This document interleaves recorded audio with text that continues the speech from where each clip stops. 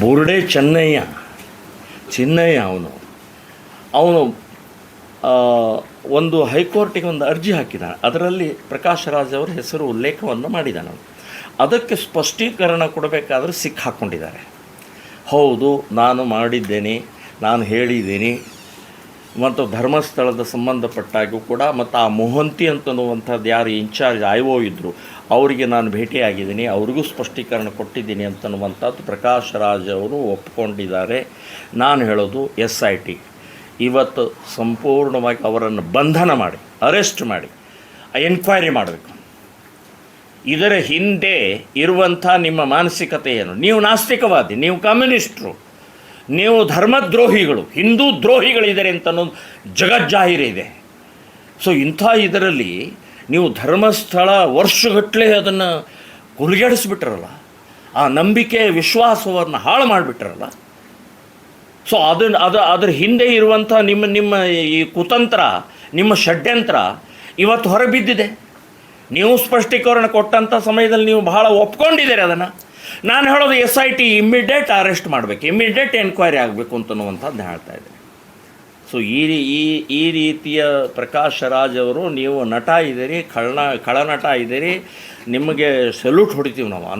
ಅಂದರೆ ಎಲ್ಲ ಭಾಷಾ ಬಹುಭಾಷಿಕ ನಟ, ಖಳನಟ ಇದ್ದೀರಿ ನೀವು. ಆದರೆ ಆ ಖಳನಟ ವಾಸ್ತವಿಕ ಜೀವನದಲ್ಲಿ ಅದನ್ನು ಅನುಸರಣೆ ಮಾಡೋಕ್ಕೆ ಹೋಗಬೇಡ್ರಿ.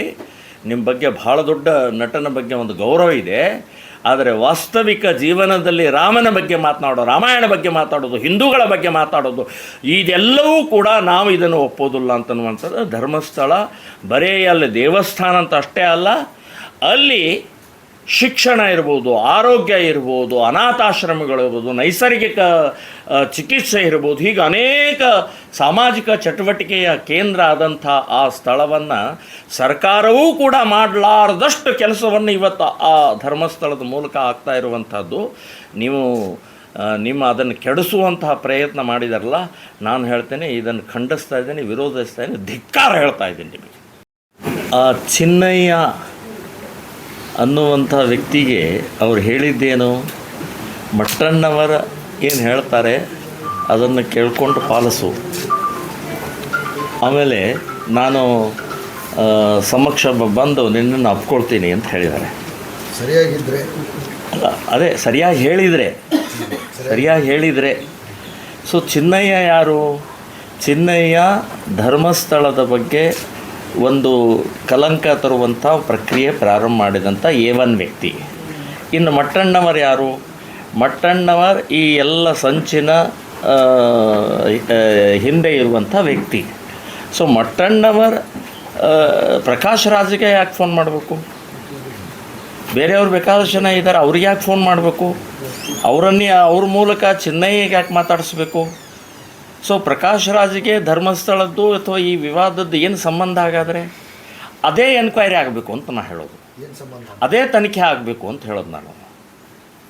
ನೀವು ನಾನೊಬ್ಬ, ಹಾಗಾದರೆ ನಾನು ನಿಮ್ಮ ನಟ, ನಿಮ್ಮ ಅಭಿಮಾನಿ ಇದ್ದೀನಿ, ನಾನು ಫೋನ್ ಮಾಡ್ತೀನಿ, ಫೋನ್ ಎತ್ತೀರಿ ನೀವು? ನಾನು ಮಾಡ್ತೀನಿ, ನಾನು ಅಭಿಮಾನಿಪ್ಪ, ನನಗೆ ಭಾಳ ಅವರು ನಿಮ್ಮ ನಟನ ಬಗ್ಗೆ ಭಾಳ ನನಗೆ ಖುಷಿ ಇದೆ ಅಂಥೇಳಿ ನಾನು ಫೋನ್ ಮಾಡ್ತೀನಿ, ಫೋನ್ ಎತ್ತಾರೆ ನೋಡೋಣ.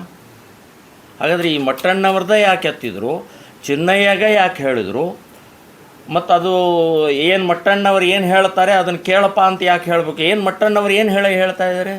ನಿಮ್ಮ ಹೆಂಡತಿ ಮಕ್ಕಳು ಎಲ್ಲ ಸುಖವಾಗಿದ್ದಾರೆನಪ್ಪ, ಚೆನ್ನಾಗಿದ್ದಾರೆ ಅಂತ ಕೇಳ್ತಾ ಇದ್ದೀರಾ? ಧರ್ಮಸ್ಥಳದ ಸಂಬಂಧಪಟ್ಟ ಇದನ್ನೇ ಹೇಳಬೇಕು, ಇದನ್ನೇ ಮಾತಾಡಬೇಕು, ಇದನ್ನೇ ನೀನು ಮಾಡಬೇಕು ಅಂತ ಹೇಳಿದಂಥದ್ದು. ಅಂದರೆ ಧರ್ಮಸ್ಥಳ ಕೇಸ್ನಲ್ಲಿ ನಾನು ಹೇಳ್ತೇನೆ ಇನ್ವಾಲ್ವ್ ಇದ್ದಾರೆ, ಕೊಟ್ಟದ್ದು ಆರೋಪ ಕೂಡ ಮಾಡಿದ್ದಾರೆ ಅವರ ವ್ಯಕ್ತಿ ಕೂಡ. ನಾವು ಬೆಂಗಳೂರಿನ ಚಲನಚಿತ್ರ ಮಂಡಳಿಗೆ ಒಂದು ಪತ್ರವನ್ನು ಕೊಡೋರಿದೆ, ಮನವಿ ಕೊಡೋರಿದೆ ಅವರಿಗೆ.